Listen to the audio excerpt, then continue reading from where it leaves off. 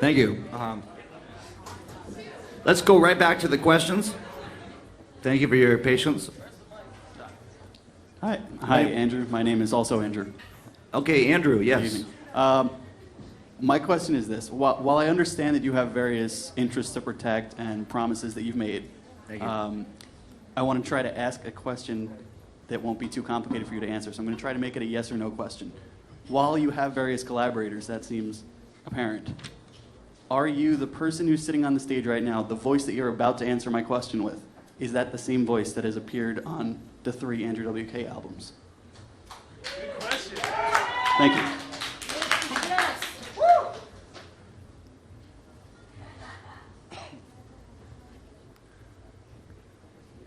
Thank you for your question. You may be seated. You can pass the mic on. Thank you. Anybody else?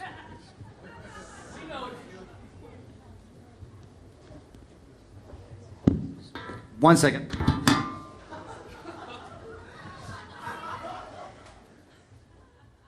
What you just heard is a well-crafted question asked during a live Q&A, which took place in New York City in February of 2010. The person receiving the question, who is a musician most well known for his bubbly and energetic demeanor, both on and off the stage, has just run off after fidgeting uncomfortably for a few seconds. Sorry about that.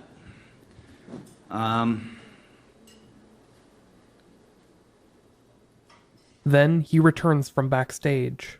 He sits down in a chair which is placed in the center of the stage, letting the silence build up to a crescendo before reciting an equally well-crafted response to the question he just heard. To answer your question, thank you very much for asking it.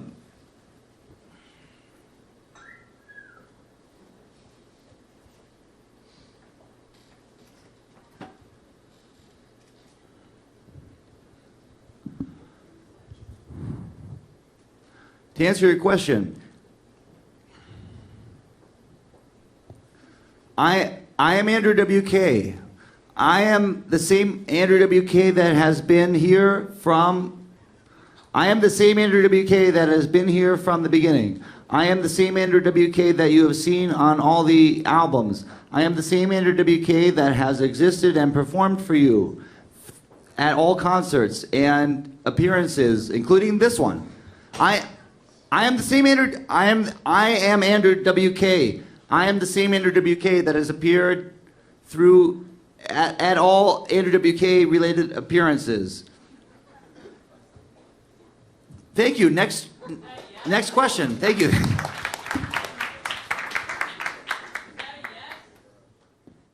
After fumbling with this question, the musician resumes answering questions in his usual form: articulate, energetic, fun.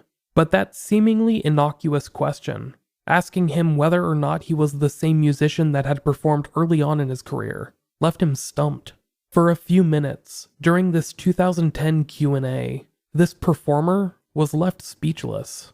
This is a man that has shouted and sang across multiple albums, has hosted TV shows, has hosted radio shows and podcasts, has performed as a motivational speaker across the globe, has set multiple world records, who has become the universal ambassador for partying, and who has inspired an endless amount of positivity, was left speechless. To understand why, we need to go back to the beginning.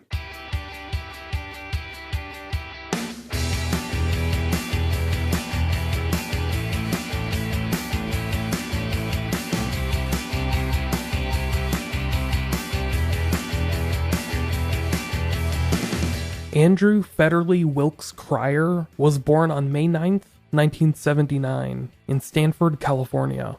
His father, James E. Cryer, has been a well-known legal scholar, known for his addition to various law publications.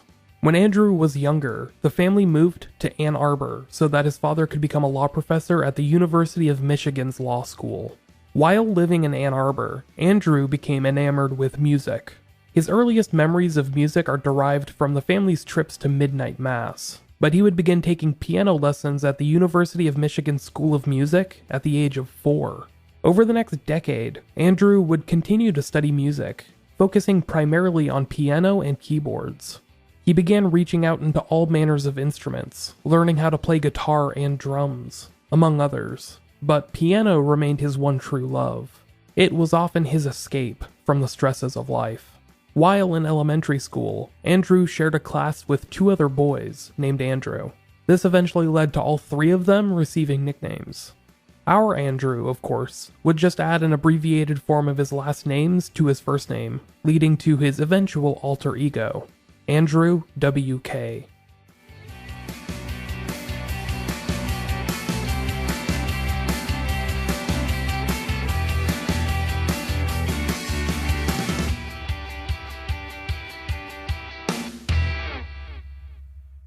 Andrew's musical career officially started in 1993 when he was just 14 years old.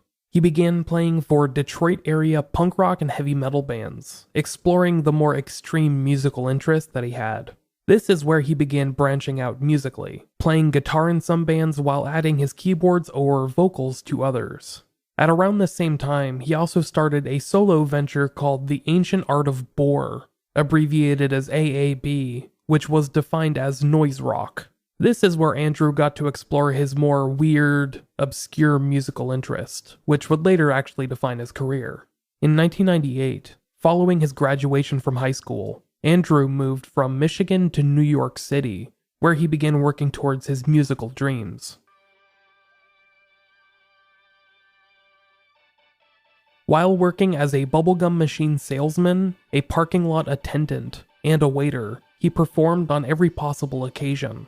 Not only in coffee shops, where he often performed melodically along a keyboard, but in larger rock venues, where his mix of rock and roll and opera began to take shape. In the 1 year that he had spent in New York City, Andrew was unsuccessful in achieving his goals. He had not attracted much attention from record executives, nor had he become a household name, but he had begun to hone in on his craft. In the clip you're hearing now, which is from one of Andrew's first performances in New York City, you hear the beginning stages of a song that Andrew had been tinkering with for some time. In 1999, Andrew moved from New York to Florida, where he immediately started a new band. He was a solo artist, and had begun using his childhood nickname, Andrew W.K. While in Florida, he recorded a demo, which he immediately began shopping out to various musicians. One of those musicians, a legendary death metal drummer named Tardy, was on a bit of a hiatus. His band, Obituary, was not planning on doing any touring or recording for the near future, so it was pure coincidence that he and Andrew got in contact with one another. Andrew had been a huge fan of Tardy's work with Obituary, and asked him to join the group and add his drumming expertise to the existing demo tracks. Tardy was immediately struck by the vision that Andrew had as a multifaceted young musician, and signed on to join the band. By 2000, Andrew W.K. had officially kicked off a solo career, self-financing the recording of an EP, which would later earn the name Girl's Own Juice. The EP was named after the title track, which is the same song that Andrew had begun workshopping during his New York City live shows.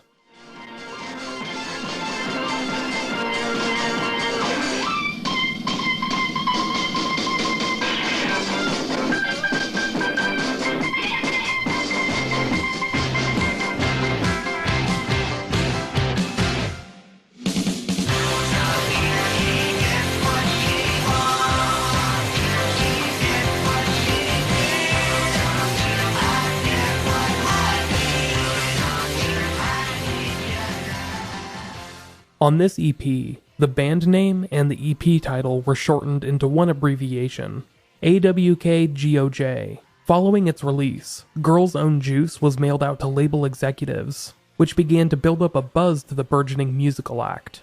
Meanwhile, Andrew and Tardy, along with a group of musicians that Tardy had helped assemble, including a young guitarist named Jimmy Coup, began to play shows along the East Coast, where they earned notoriety for energetic live performances. Of all the people that took note of Andrew W.K. in those early days, perhaps the biggest was Dave Grohl. If you're familiar at all with rock music, you likely recognize that name, because Dave Grohl was the longest tenured drummer of legendary grunge act Nirvana, who went on to gain international fame as the frontman and main songwriter of the Foo Fighters.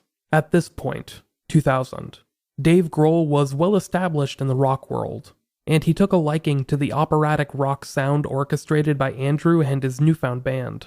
Grohl offered the group a slot opening for the Foo Fighters in San Francisco, which was immediately accepted by Andrew. Then, magic happened. The floodgates opened.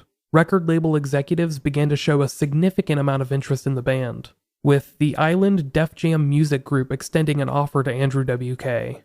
Matt Sweeney, then the manager for the young musician, stated that, quote, despite his manager's advice that you classically don't go with the first offer, he wanted to get down to work as quickly as possible and not fuck around.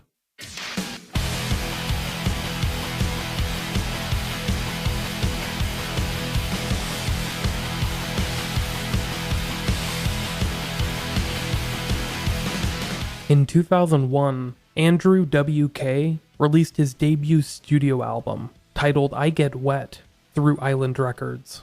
The album had been recorded in New York City, and was a full collaborative effort.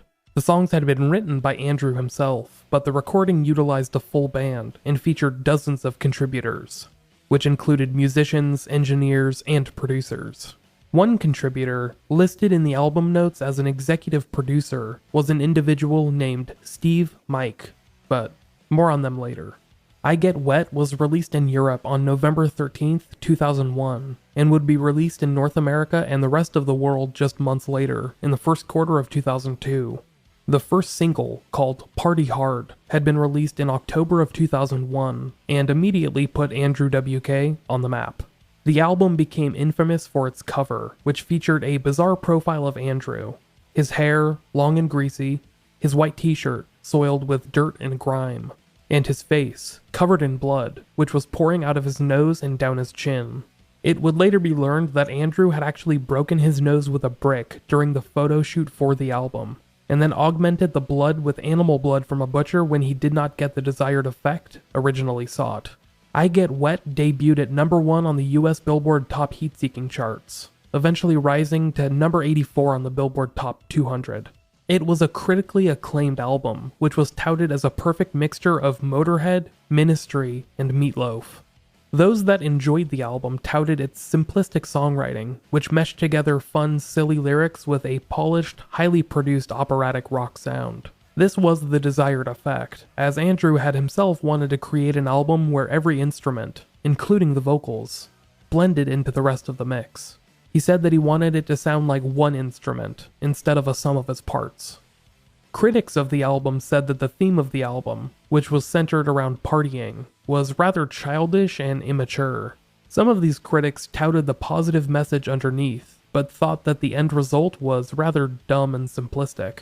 Some, in fact, even wondered whether the entire thing was a joke, believing that Andrew W.K. might himself be a caricature of rock and roll culture. Yet, despite these complaints, the album was infectious, and the party anthems spawned by I Get Wet went mainstream. 4 singles would be released, while other songs were mined by companies for use in film and TV projects, as well as commercials. Andrew W.K. had become a near instantaneous celebrity. He hit the road in support of this debut record, and some music publications even dubbed him the savior of rock and roll in their year-end publications. Many believe that this was a promotional push from his label, Island Records, but it's impossible to deny that millions adored Andrew's positive energy. In 2002, Andrew W.K. became one of the main attractions for the traveling Ozfest tour, and would be featured on Warped Tour in support of I Get Wet, in addition to a number of high-profile shows. These included gigs opening up for the Foo Fighters, among one of Andrew's earliest supporters, Dave Grohl. Starting in 2001, a rumor began to be spread among some respected journalistic entities that the entire Andrew W.K. persona was a hoax, orchestrated by Dave Grohl himself.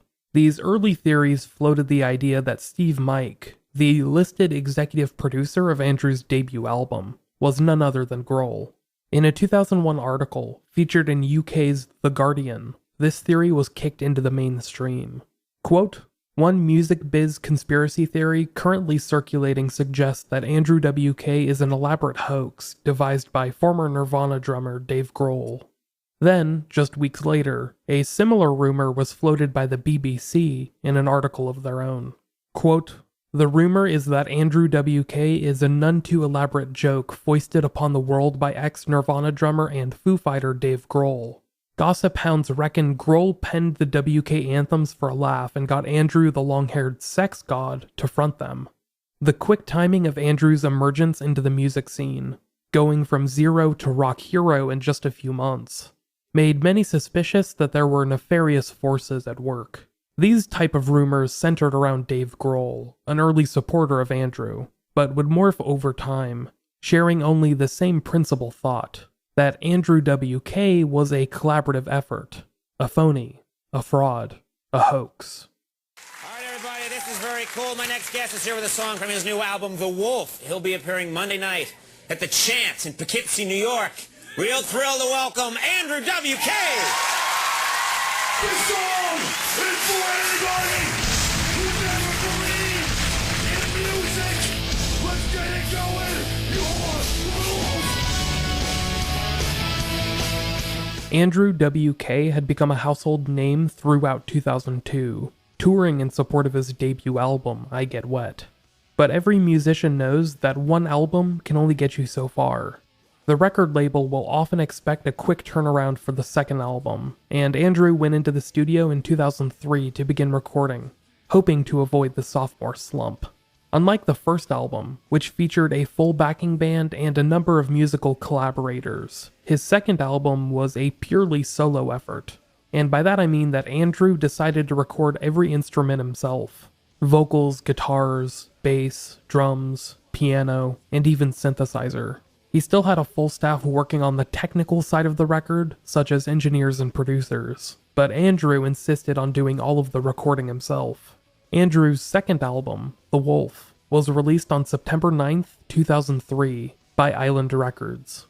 It featured a similar sound as his debut, but was remarkably different in many aspects. It seemed more thoughtful from a lyrical perspective, and was much more melodic. The album was received well, but it did not seem to earn the amount of acclaim as Andrew's debut record. Despite peaking at number 64 on the Billboard charts, The Wolf only spawned 2 singles, and the reviews were less than impressive than those for I Get Wet. To make matters worse, while in the early days of support for the record, Andrew suffered a leg injury that forced him to perform the rest of the tour in a wheelchair. Combined, it all seemed like momentum for Andrew's career was beginning to wind down after the breakneck speed of the last few years. In 2001, Andrew W.K. had been a 22-year-old nobody, struggling to build a music career. Now, 3 years later, he was an international celebrity who was actively working on a dozen different projects at any given moment. He was hosting a show on MTV called Your Friend Andrew, had just written a bunch of jingles for the candy bar Kit Kat, released a sophomore album, and had played more than 500 shows in the span of 2.5 years. Entering the winter of 2004, something seemed bound to snap.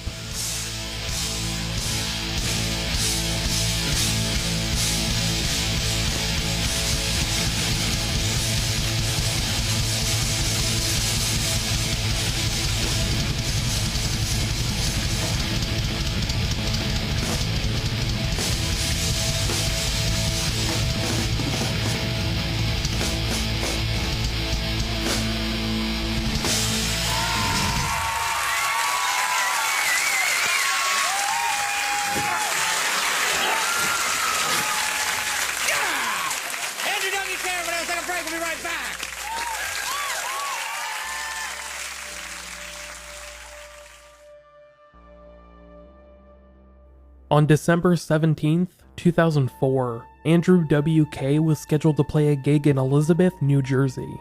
The WSOU Holiday Bash, organized by the Seton Hall College radio station 89.5, was a charity show that Andrew had been scheduled to play for over a month. Arriving at the venue, some described Andrew as being very secretive. Perhaps he was shy or wasn't feeling well, but he seemed to rush inside and kept to himself backstage. It wasn't until he got on stage that something seemed off. Security guards and fans that attended the show reported that the show seemed strange, even from an Andrew W.K. perspective. The frontman had a reputation for being wild and zany, but this was something else. The person on stage looked like Andrew W.K. They had the same haircut and build, wore the same white outfit, etc. but their performance and energy seemed off. To make matters worse, the show was cut short. This happened abruptly, and while it would later be announced to have been because of issues with the promoters and their scheduling, it left the fans in attendance infuriated. Dozens of these attendees would phone into 89.5 WSOU to complain over the next several months. This would actually become a common complaint in the coming years, with several online commenters adding in their own stories about how the Andrew W.K. they saw on stage seemed vastly different from the Andrew W.K. that they had been expecting. Some have even reported seeing 2 or more people dressed up as Andrew dancing around on stage, in a bizarre act.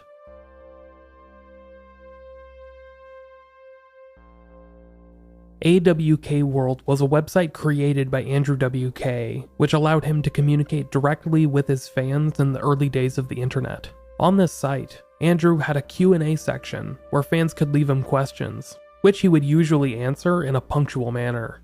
Eventually, in the time following the release of his second album, The Wolf, leading up to this odd performance in New Jersey, his answers had stopped being as punctual. It took him longer and longer to answer fan questions, and when he did, the responses seemed to make less and less sense. He began answering certain questions in coded responses, using odd phrases and numerical codes. In time, the questions began being answered by a webmaster who responded on behalf of Andrew. She seemed to respond professionally, but oftentimes spoke in vague terms about Andrew's increasingly erratic behavior and his whereabouts. Many believe that this webmaster was actually Andrew himself. You see, throughout 2004 and 2005, Andrew seemed to somewhat disappear. He slowed down his touring schedule significantly and claimed that he was working on a new album titled The Power Never Stops Forming. However, this album would never see the light of day, and many believe that it did not exist at the time. Andrew would later claim to have started public speaking during this time period, but we now know that he did not begin making speeches or paid speaking gigs until November of 2006. It was in this time period that a name from Andrew's past seemed to surface once again. In December of 2004, Andrew W.K.'s website, AWK World, was hacked. The person who hacked the site claimed to know the origins of Andrew W.K. and identified themselves as Steev Mike. If you remember, this is the person or persons credited in Andrew's debut album I Get Wet as an executive producer. They did not seem to be a studio musician, as they did not contribute to any of the tracks themselves, nor did they seem to be an engineer or an actual producer. In fact, other than the credit in Andrew W.K.'s debut album, Steev Mike was a ghost. They were not credited in any other work. Now, they had resurfaced, years later, after remaining a shadowy figure in the interim. This hacker, Steev Mike, alleged that Andrew W.K. was a moniker that was handed off to different actors, each of whom were hired to play the role of Andrew. This meant the person currently playing Andrew W.K. was an actor playing a role who had been decided upon in a corporate committee. After gaining access to Andrew's site, this person, calling themselves Steev Mike, threatened Andrew W.K. with a lengthy post.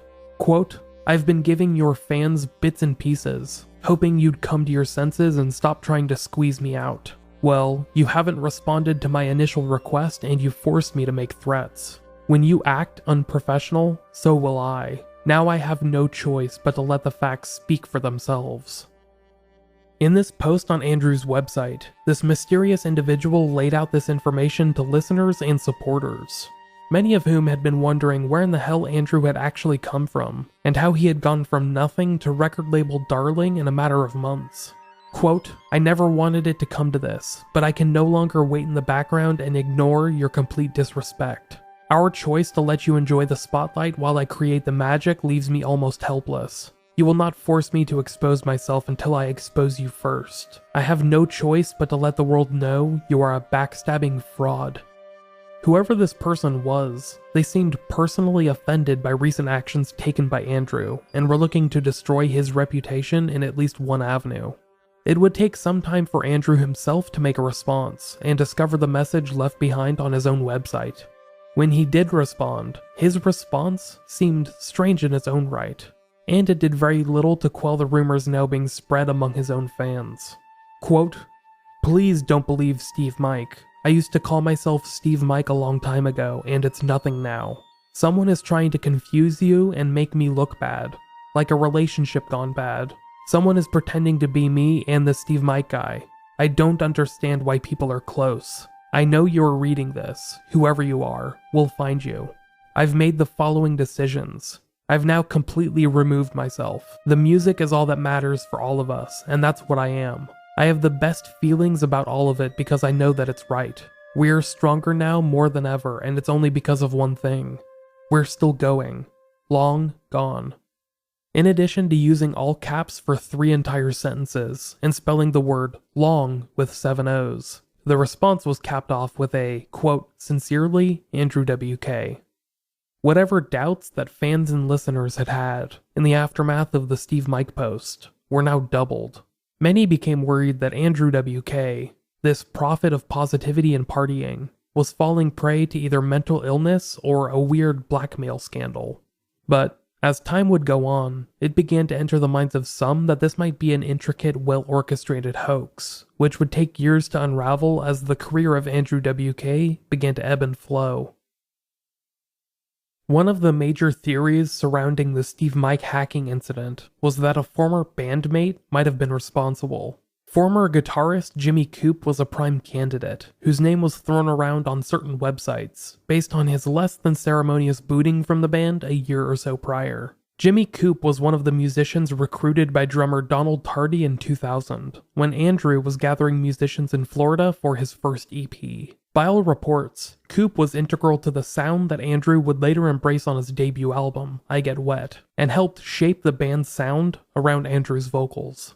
It was even theorized that Jimmy was the secondary songwriter on the tracks from I Get Wet, being present for almost every recording session and providing backing vocals of his own throughout.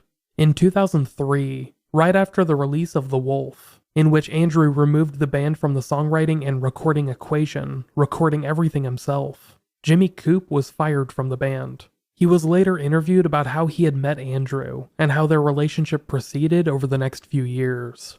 Quote, "When I met Andy, I was painting houses. Then along came this guy and this music, and my life changed. He was something of a savior to me, and I was the loving, infinitely helpful, philosophical, not to mention stadium rock ready big brother that he needed.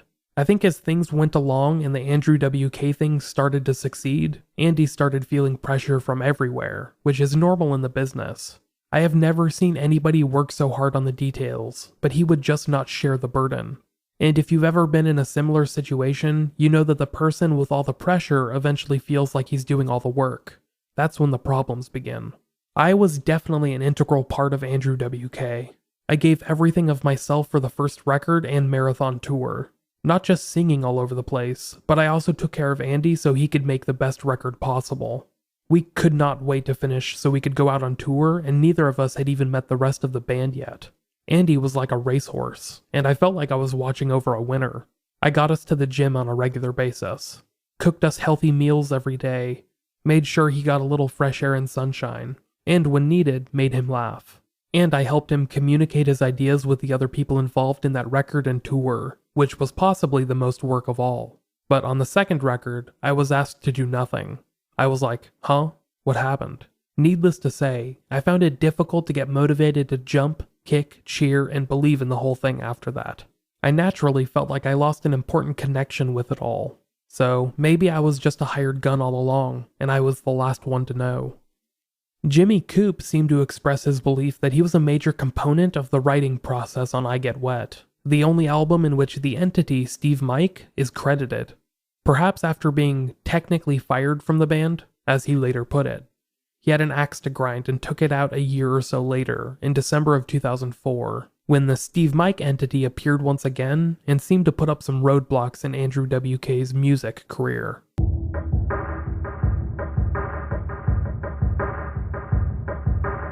In his personal life, Andrew Wilkes Cryer had begun a serious relationship with another artist named Sherry Lilly. The two met during vocal lessons in 2004 and would eventually marry in 2008. They are still married to this day and live in Manhattan. In the time period following the end of the support for The Wolf, when he was supposedly working on his third studio album, Andrew began to physically change. When he was seen in public, he appeared noticeably slimmer, and in addition to shaving off his beard completely, he also cut his hair shorter than usual. When appearing in public, he looked almost entirely different from the image presented in the years prior. Some would speculate, based on the rumors published by Steev Mike, that Andrew W.K. had become an entirely different individual. Some theorized that Andrew had been replaced by another actor, while others argued that it simply looked like he was growing through his mid-20s and was constantly changing. A haircut and a brief change in appearance did not mean he was a totally different individual, despite what some internet rumors would have you believe.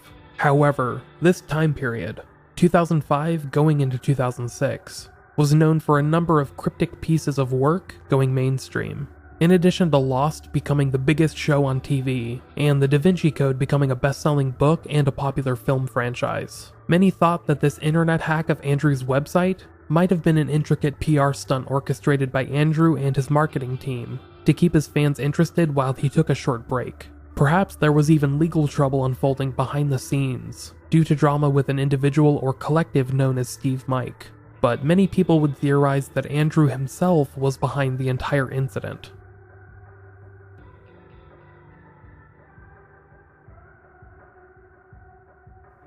In 2006, it was announced that Andrew W.K. had a new album in the works. His first in nearly 3 years. This was not the album that had been announced nearly 2 years prior. This was a new album entirely, titled Close Calls with Brick Walls. This album had been recorded between 2005 and 2006, and was Andrew's first album to be released through Universal Records. It appeared that his relationship with Island Records was finished, and many theories have been drawn to that factoid as a potential cause of the Steev Mike posting for months prior. The album would not see an international release for some time, because of the drama unfolding behind the scenes. Close Calls with Brick Walls was released in Japan and Korea in July of 2006, other than a limited vinyl pressing in America a year later, in 2007. The album would not be released internationally until March of 2010. However, the album was torrented heavily in those first few months, in the middle of 2006, where it received an almost shocking reaction. Close Calls with Brick Walls, Andrew's third album, marked a noticeable change in sound. Gone were the rock anthems of the first two records. In fact, this album featured virtually no harsh vocals of any kind. Andrew sang in a voice that sounded wholly different from the overdubbed shouts of I Get Wet and The Wolf, sounding high-pitched and operatic at times. It was a much more mature-sounding album, which remained upbeat and up-tempo but was restrained. It sounded completely different from anything that Andrew had released in the past, which just continued to give ammunition to the conspiracy theorist online that believed Andrew W.K. was a performance piece played by different musicians and actors.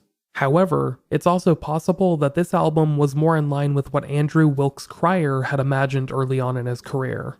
After all, he had been a longtime student of piano and keyboards, which took an emphasis on this third album.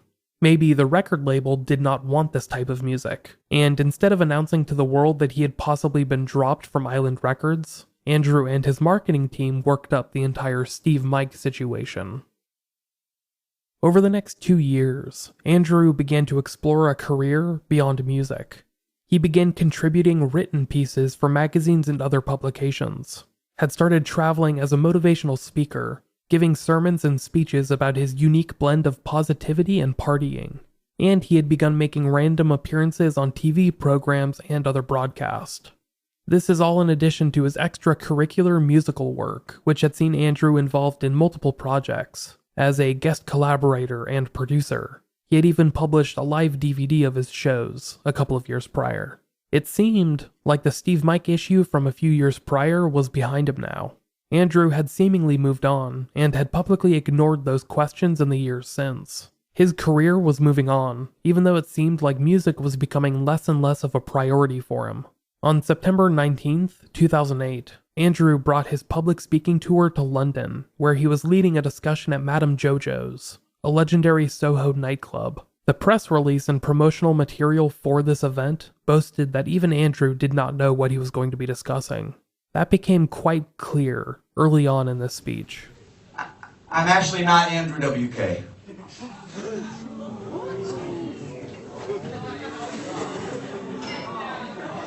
I'm not. I'm not the same guy that you may have seen from the I Get Wet album, where I actually spent a lot of time here. We launched the album from London and England through the incredible support of publications like The NME and Kerrang.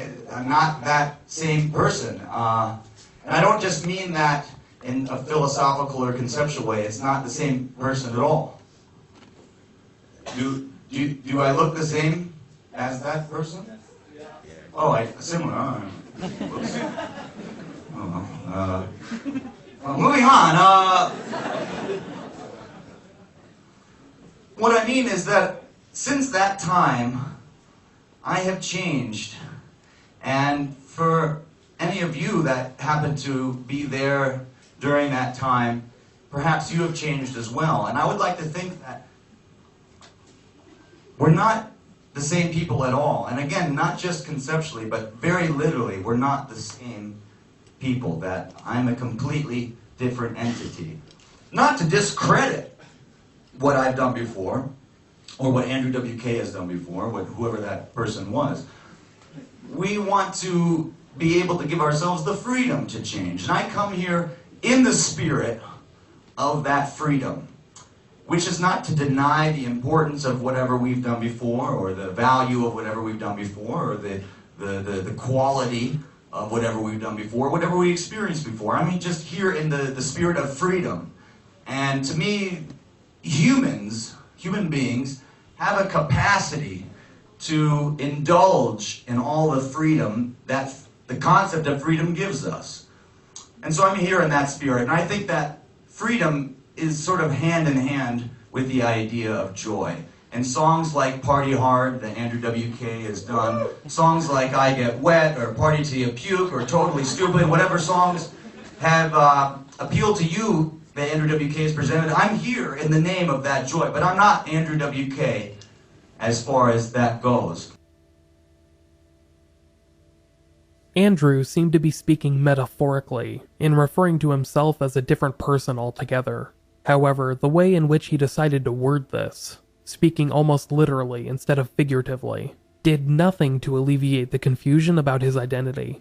Online theorists would later take direct quotes from this discussion to cement the fact that Andrew W.K. was a persona, and the person speaking at Madame Jojo's was nothing more than a paid actor. In 2009, Andrew W.K. published his most unusual piece of music yet. Titled 55 Cadillac, the album was 8 tracks of piano instrumentals, devoid of any planned songwriting or real structure. When asked what this album was all about, or what it meant, he wrote that it was, quote, the sound of a piano being played by a free man. Nothing more, nothing less. This was the first chance in almost 10 years where I was allowed to simply play and record an instrument. No songwriters, no lyrics to learn, no overdubs, no slow fixes, no remixes, no video shoots or interview practice. Just the sound of someone sitting in a room playing piano for the sake of it. No one telling me what to play, or how to play it. And no master plans, high concept visions, worldwide goals with rollout schedules. No style consultants or acting coaches. No more meetings with sponsors or computerized yelling. No more threats. This explanation was published in the UK-based publication The Guardian, in which Andrew had penned an op-ed explaining his recent absence from the music scene. After all, it had been 3 years since he released an album, which had still not been released throughout most of the world. Virtually all English-speaking nations had not heard new music from him since 2003's The Wolf, so him releasing an all-piano instrumental album was odd, to say the least. This article that he wrote for The Guardian also included his first explanation of the drama that had been unfolding behind the scenes. He opened up the article with a mention of a recent gag order, which forbade him from talking about certain aspects, so he kept things rather vague, but did his best to explain. Quote, over the past 10 years, I've had personal and professional issues with several people involved in my career, and, due to formal agreements, I'm partially forbidden from going into detail regarding certain aspects of my recent work, and as a result, the making of the 55 Cadillac album. Here's what I am able to say. At the end of 2004, an old friend of mine got in some business trouble and basically decided to take it out on me. To cut a long story short, this person is someone I worked very closely with and had a formal and family business relationship with. Due to various complaints this person had with me, they were able to turn my life and career upside down. I wasn't allowed to use my own name within certain areas of the US entertainment industry, and we were in a debate about who owned the rights to my image, and who should get credit for inventing it. This made my life complicated and intense for a few years, but I kept working and doing whatever I could to keep moving forward. Move forward, he did.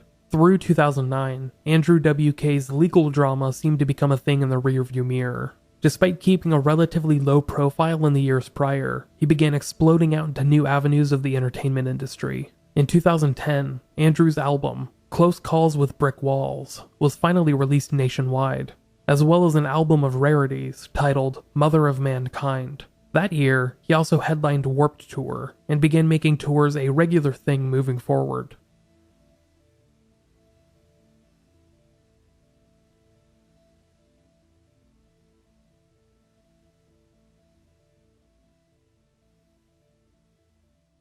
Andrew W.K's career has continued on in the years since, taking many twists and turns into various fields. Now, it seems, Andrew W.K has become known less for his music career and more so as a general entertainer who seems to be wandering from one party to another. At around the same time that his legal troubles seemed to sort themselves out, he appeared to be back to his old look. He could be found in public, looking like he stepped out of a time machine from 2001. He was back to his all-white outfits, his long and unkempt hair, his scraggly beard, his beefier demeanor, etc.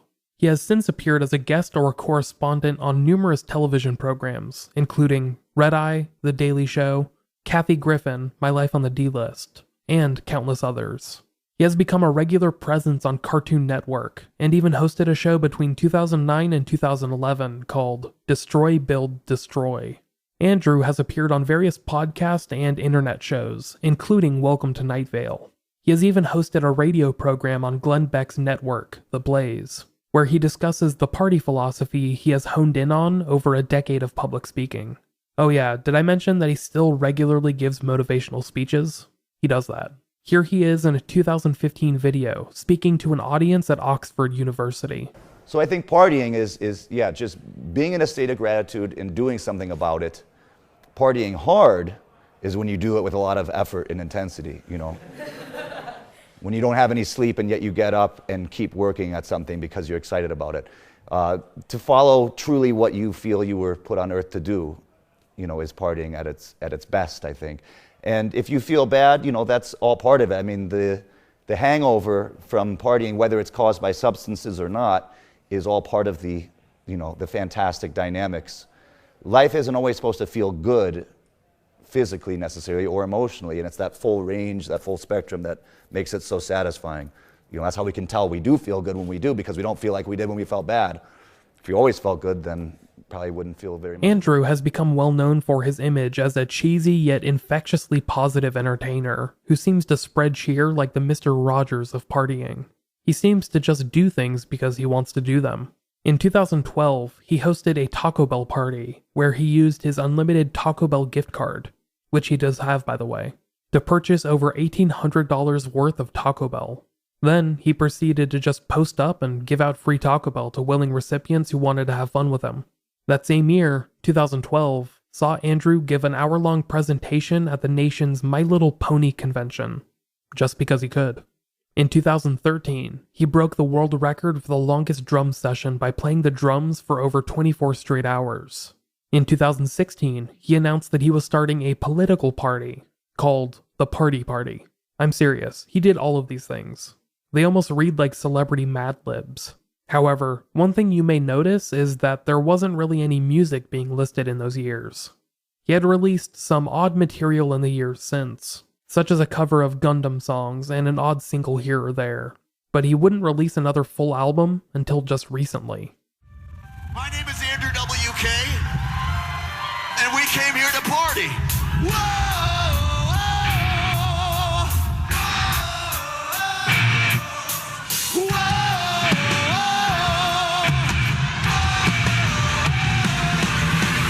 In 2017, it was announced that Andrew would be releasing his first studio album in nearly 12 years. Titled You're Not Alone, the album was finally released in March of 2018, and featured material that Andrew had been working on since the mid-2000s, when his musical career grinded to a screeching halt.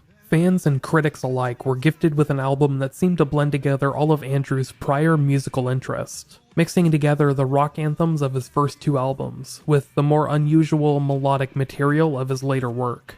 In the months since, Andrew has been playing live shows with a full backing band, who helped collaborate in the studio and performed on the album as well. He has even said that he's beginning to work on a follow-up, which he hopes to release in the next year or 2.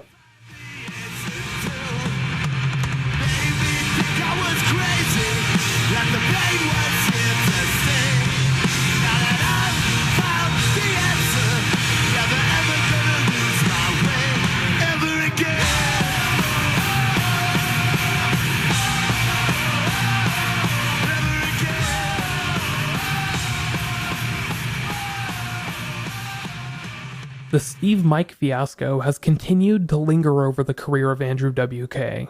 Despite him making headlines for this and that, his most ardent supporters have always wondered what that mysterious trail of breadcrumbs led to. Hell, even when Andrew appeared on Larry King Now in 2015, he was pressed about his identity.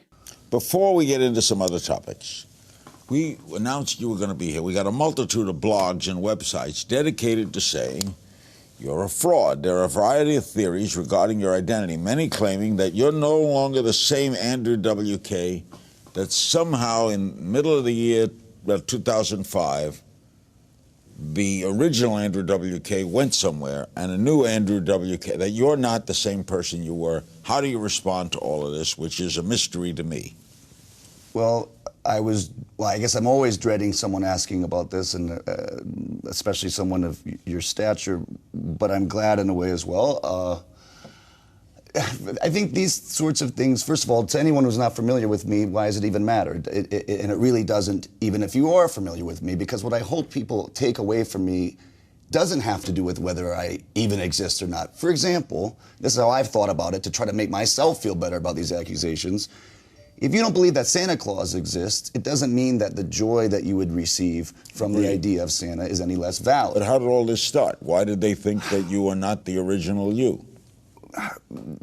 For better or worse, some of this is based on some bits of truth, or facts rather, and just in terms of... Well, I've said some things that would lead people to these sorts of conclusions that I'm not proud of having said, and decisions that I've made who to work with. So you created part of the problem? I added to it at one point, thinking that sort of by accepting it, it would deflect it. I ignored it. One person who could answer it and end it all would be your father. All he has to do is say, "This is my son who I raised, and he's Andrew W.K." That's a very good idea, and I only wish. So why doesn't he just step forward and end all those blogs and rumors and? Because he's probably in the restroom right now. Otherwise, we could get him on satellite, and he could clear all this up. Why hasn't he done it? Well, probably doesn't want to have anything to do with a lot of this side of my work, which is best just ignored. Not that you shouldn't have asked about it. I think it has to do with doubt, which is a healthy instinct, a healthy questioning. So you like this instinct? Then. I like this doubting actually things. helps your persona, doesn't it? No, wait a minute. This is a good gimmick. Well, that's very kind of you to interpret Think it about that way. this. You create an aura that people even think you're not. That's a great gimmick. Well, that's got it. Whatever way you want to take it, that makes you think that that's I'm your cool. Party. If I've impressed you, then I've succeeded at something. I'm told to ask you, I have no idea what this means. Who is Steev Mike? That is the name of a group of people that helped me in my early stages, and I still work with some of them. They're a group? Yes, they go by a collective name. Steev Mike. Sounds like one person. It does, and it's a very bizarre and maybe a bit clumsy of a name, but this was their choice. And there are numerous fan pages saying you're a member of organizations like Illuminati, the Italian, the Freemasons, the Church of Scientology. Any of that true? I am not a member of any of those formally, no. Some people continue to believe that Andrew W.K. is a role created to be filled by actors and performers. Andrew himself has admitted that he originally leaned into this idea in an effort to both deflect and downplay it. In doing so, he says, he has perhaps made the rumors even stronger, as they continue to haunt him to this day. Tardy, the the drummer that helped Andrew organize his original band, spoke to the website Metal Sucks back in 2010, and admitted that, while he knew of the existence of an individual named Steev Mike back in 2001 when they were recording what was Andrew's debut album, he never met him. Quote, Steev Mike is the one that I never met in person, but it's a dude that Andrew really trusts, and it was a guy that always had his vision. He was there to guide Andrew when needed, when it came to not necessarily the song itself, but to stay focused on how the concept should be, and what the albums and the people need to hear from Andrew. I never got to meet him, but he was obviously always there, and Andrew was always turning towards him for just staying focused on what these albums and what his concept should be. Some have theorized that Steev Mike might be a pseudonym used for a group of lawyers or executives. Perhaps even legal minds set up by Andrew's father, a well-known legal scholar. It's possible that they wanted to steer Andrew in a more business-friendly direction, and when he began experimenting with weirder, unusual music, it led to a split in their business relationship. However, this is just a theory presented by those that buy into the Steev Mike conspiracy theories. This conspiracy, that Andrew W.K. is a character played by different actors and performers, has spawned dozens of websites and blog posts, centered around different looking pictures of Andrew Wilkes Cryer, and the times that, these theorists believe, someone else was filling the role of Andrew W.K. Some of these websites even make the claim that Andrew is a plant by some secret organization. The Illuminati, Scientologist, Satanist, you name it, it's out there on the internet. All of this gossip, this noise, has just made it hard to determine what's real about Andrew W.K. and what's been fabricated and distorted over the years. Andrew himself seems to think that his backstory has been permanently altered because of these rumors. Quote, different people I've worked with and different parts of my backstory have gotten twisted and changed. But I made the music on my albums. I had a lot of help from incredible people, but not the kind of help that people think. Looking back at the Steev Mike thing, it's easy to see why it took off the way it did. Andrew W.K., the man, had been growing more and more erratic in the time leading up to it, and it seemed to build upon existing fact and add to the life of an already incredibly interesting guy. However, some believe that the Steev Mike fiasco, when Andrew's website was taken over by a hacker that claimed he was a fraud, was a hoax perpetrated by none other than Andrew himself. Like it was a performance piece, which Andrew himself was wholly behind. If we listen to the words of Andrew's former band member, Donald Tardy, we discover that Andrew had a vision of his entire career before he ever released an album. That included the persona and image he wanted to capture, which may include a myth or mystery of sorts. Quote, it's weird to me, I guess, because in hindsight, I understand why rumors start, especially with Andrew. He wrote me a letter, and the next thing you know, we're developing a band. It went from 0 to 100 miles an hour in a split second. Andrew had the mind, ability, and the focus to make it happen, and that's exactly why it happened so quickly, because he was so determined in what he wanted. He was so sure what he wanted from a band, an album, an idea, a concept, and especially the live show that we put on. It was all his idea. It's weird that people say that it was something not real, or that it was just a corporate thing that they put together. I don't read the internet stuff that much. If I had to clear anything up, it's simply that he's an amazing drummer, guitar player, piano player that already knew what he wanted. I was there to help him put a band together, and we made it happen. It happened so quickly that people had no choice but to say that there was no way that happened. So, as we learned from somebody that was there at the ground floor, Andrew already had a vision of his entire career. He knew the persona that he wanted to be, the music he wanted to create, etc. It all seemed to be there. But then who exactly is this Steev Mike character? As we've heard from Andrew himself, Steev Mike is a collective of people that helped him launch his career. They provided input into the persona he crafted as Andrew W.K., and some have continued to work with him to this day. However, if you look for Steev Mike on the internet, all you'll find are weird conspiracy theories about Andrew W.K. You won't find any other musical credits or any associated work. As far as anybody knows, this Steev Mike only ever worked with Andrew on that first album, and then disappeared until a couple of random messages popped up nearly 4 years later.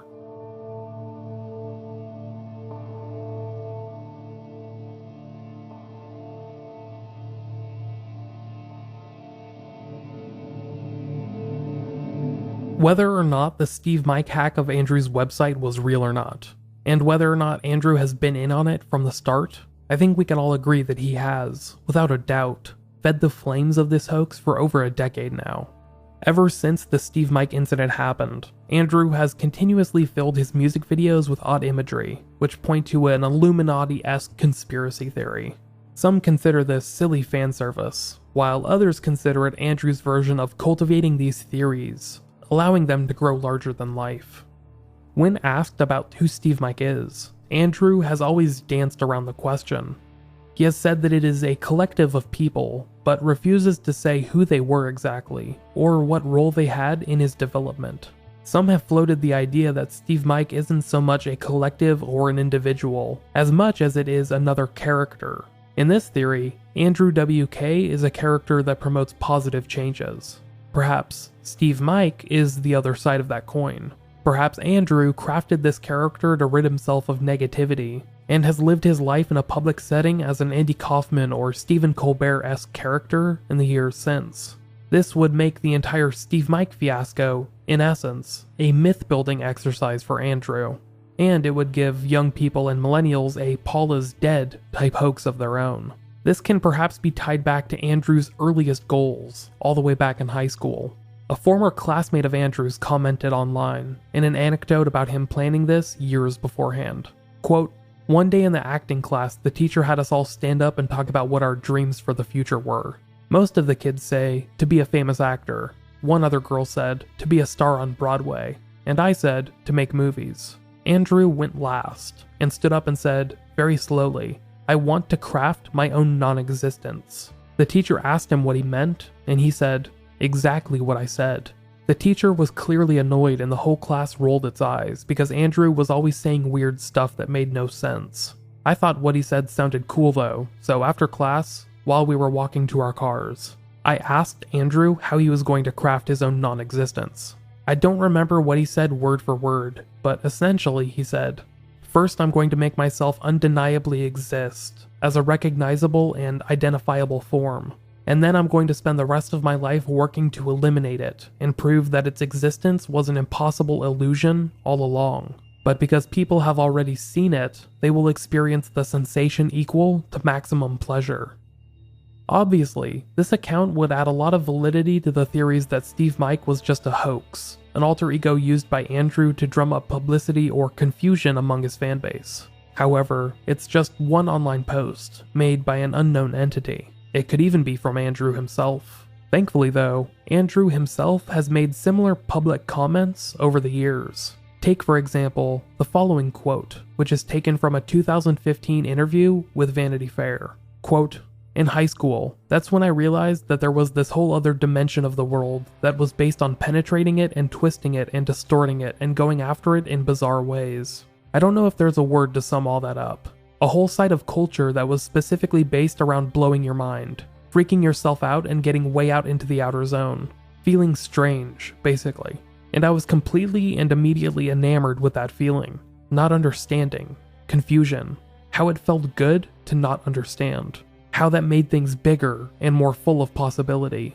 It was one of the first experiences I had with a natural antidepressant. Eventually, I was able to connect that excitement that feeling gave me, the urgent curiosity, with a real melodic feeling. Here you have Andrew W.K. himself saying that he believes mystery, not knowing, to be an instrument of happiness, for a guy that prides himself on being a positive role model, the self-proclaimed king of partying. Wouldn't it make sense that he would try to use that tool on others to make them happier, by blurring the lines of reality?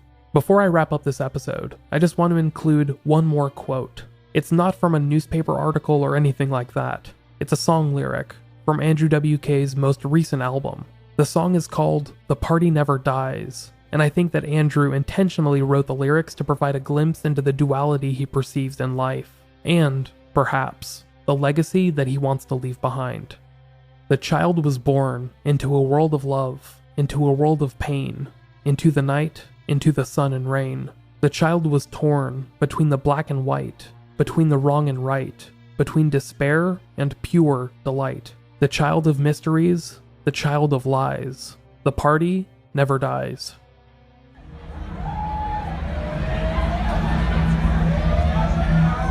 we're gonna do now is pay proper tribute to the party gods. And we're gonna show them that we really are